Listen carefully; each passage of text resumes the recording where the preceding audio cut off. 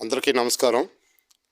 ప్రియమైన మిత్రులారా, సోదరి సోదరమణులారా, ఈరోజు ఎక్కడ చూసినా, ఎటువైపు చూసినా సంపద సంపద సంపద, దోపిడీ దోపిడీ దోపిడీ, దోపిడీ చేయడం సంపాదించుకోవడం, దోపిడీ చేయడం సంపాదించుకోవడం. మానవ జీవితానికి మనశ్శాంతి లేక సంపాదన మీద దృష్టి పడి విపరీతమైనటువంటి మానవ వనరులను దోపిడీ చేస్తూ ఉన్నారు.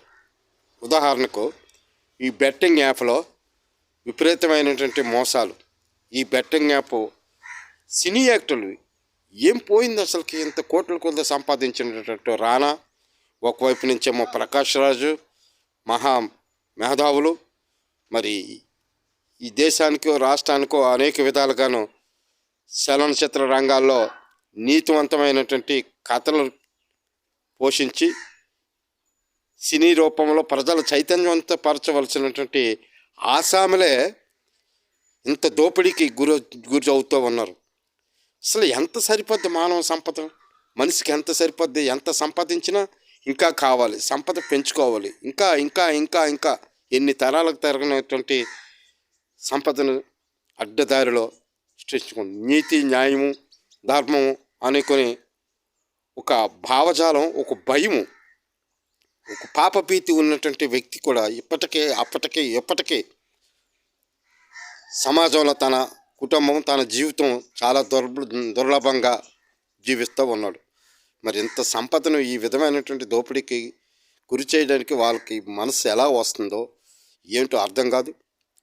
ముఖ్యంగా శారీరక శ్రమ కన్నా తన తెలివితేటలతో, ఆలోచనతో సంపదను తనంతట తాను సృష్టించుకొని అరాచకాలు, అల్లర్లకి పాల్పడుతూ మరి బడుగు బలహీన వర్గాల వారి శ్రమను కూడా ఏ విధంగా దోచుకోవాలో ప్రణాళికలు వేసుకొని ఈ రకమైనటువంటి సంపద పెంపొందించుకొని వాళ్ళ పిల్లల కుటుంబీకుల వరకు కూడా ఇవన్నీ చేసుకుంటూ ఉన్నారు. ఇది చాలా దారుణమైన. మరి అలాంటి ప్రభుత్వాన్ని, ప్రభుత్వ పెద్దల్ని, అధికారుల్ని విమర్శించినటువంటి ప్రకాష్ రాజే ఇలాంటి బెట్టింగ్ యాప్ల్లో ఇప్పుడేమో తీరా వచ్చి చివరికి వచ్చేసరికి తెలియదని, నాకు తెలియక చేశానని ఎవరైనా అంటారు. అలాగా చేసేసి అడక వర్క్ యాడ్లో పడక నగ్గెట్టేసిందట. ఎట్టేసి అత్త నా ఒళ్ళు ఉడికిపోతుంది, ఇల్లు కాలిపోతుంది అందట. పెట్టింది మాత్రం కోడలే పెట్టింది ఇంట్లో అగ్గి.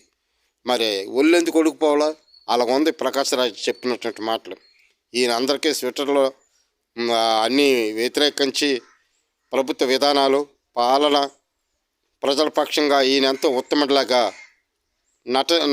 నటనా సూత్రధారి. అలాంటి వ్యక్తి